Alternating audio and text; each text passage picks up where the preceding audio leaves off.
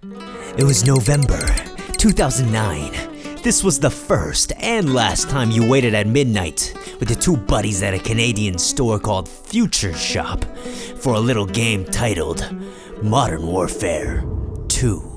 It was the early prehistoric years, before my little dino brain had tasted the flavors of the akimbo spinning 360 intervention, no scoping, unprecedented shit-talking. Riot shield, what else you want me to Oh, riot shield! I'm a pussy that use riot shield! Little bitches camping in a corner, AC-130 spawn fucking tsunami wave of teenage boys colliding together on an online platform designed for offloading the only other adolescent urge other than watching Jurassic Park. It was the release of that primal juvenile aggression, which when channeled into Modern Warfare 2 expressed itself as murking a guy then talking shit about his mother. No, get the camera! He said his mom's a hoe. Mom must be stupid because she swallowed. We're talking about the first generation of little nerds, hopped up on Monster, hoping with their teensy-eensy hearts to hit a 25 kill streak nuke, experiencing the first unmatched wave of adrenaline and dopamine in a perfected cocktail dump, flooding and overwhelming every neuron in their undeveloped prepubescent brains, never before felt in gaming history. Oh my god! Oh! Are you not recording? Are you recording? But years had passed, and the golden ray of gaming hope that shone so brightly faded with time from the origin of that miraculous birth. And although there were new renaissance periods in the following years, flashes of hope that we naively placed our faith into, the disappearance of fresh ideas and the blooming seeds of corporate greed resulted in an endless sea of rehashes and the normalization of microtransactions, spreading their festering rot all throughout the gaming sphere. Hysterical! This is how we arrived here, with this candy cartoon bullshit. Precise RNG, $100 skin bundles that you have to pay even more to get the animations in different colors. The equivalent of a pretty-faced, repulsive personality bimbo joke of an FPS game. But why is it so goddamn popular? And how did it suck my dumbass in? Because I'm a big dumb idiot, that's why. So after all that, how do you clean your palate from this arterial spray from the bloody murder of the modern FPS? By going back to the fucking beginning. That's what. The primitive, the simple, the unembellished primary idea of moving and shooting.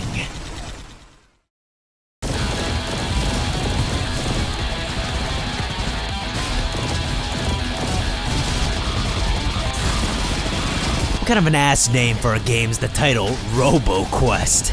It's kind of like calling a game Pirate Adventure or Alien Mission. These bland words don't really mean anything to me. They have as much symbolic value as a game called Doggy Poo Poo. But all these people, they can't be wrong, right? No, they're wrong. It's a shit name for a game, but it's not a shit game for the name. I'm back in the golden age. The movement is so smooth and buttery.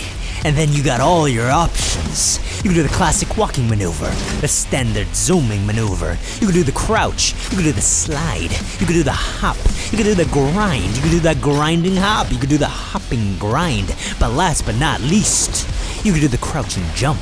So, you can move this way and that way with supreme freedom and ease and stop on a dime, but what does that matter if the shooting part in the first-person shooting plays like a cartoon game? Which it is, but guess what? It's goddamn good.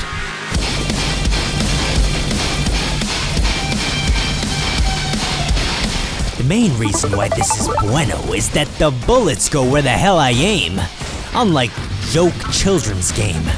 But that's a super low bar, wouldn't you say? But really, that's all you goddamn need. All my favorite shooters do that. Aside from that, this game is fast. Really fast. But you control the pace. You can play fully cracked out like a pro gamer on meth. Or slower and more deliberate, like a 12-year-old on Adderall.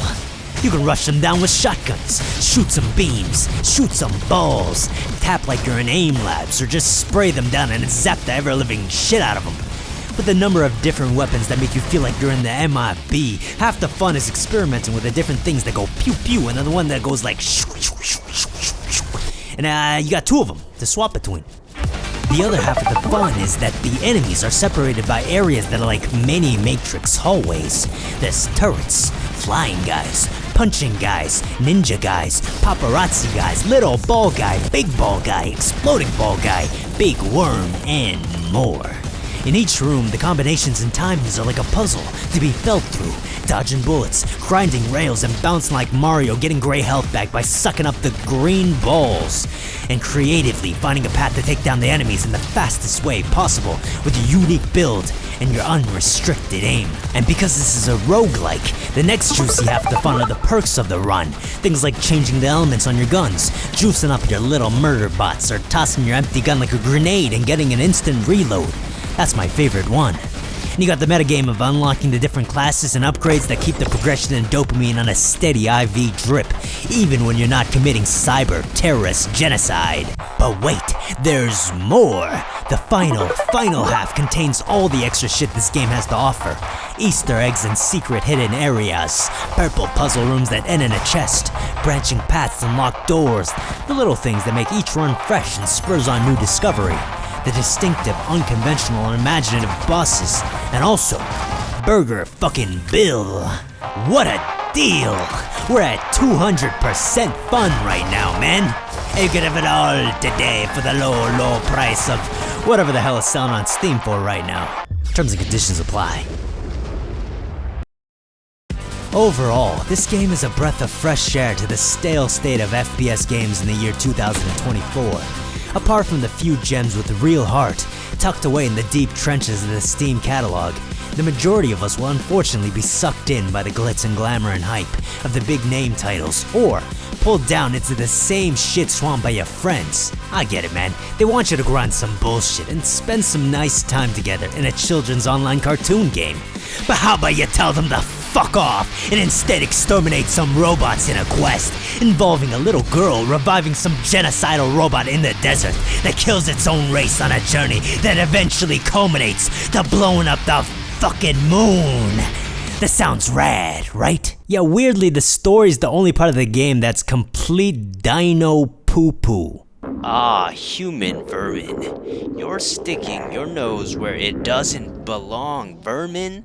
Seriously? Okay, let's do this. Arg, why won't it open? Password? 1, 2, 3, 4. Access granted. Welcome to Haven 8.